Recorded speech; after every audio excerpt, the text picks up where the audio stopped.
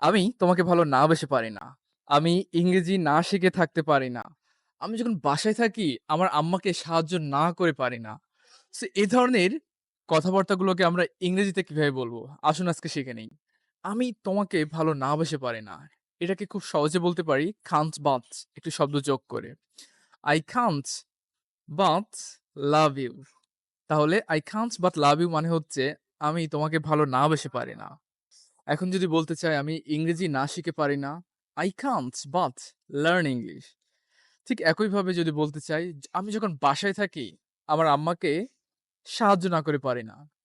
তাহলে বলতে পারি whenever I'm at home I can't but help my mom।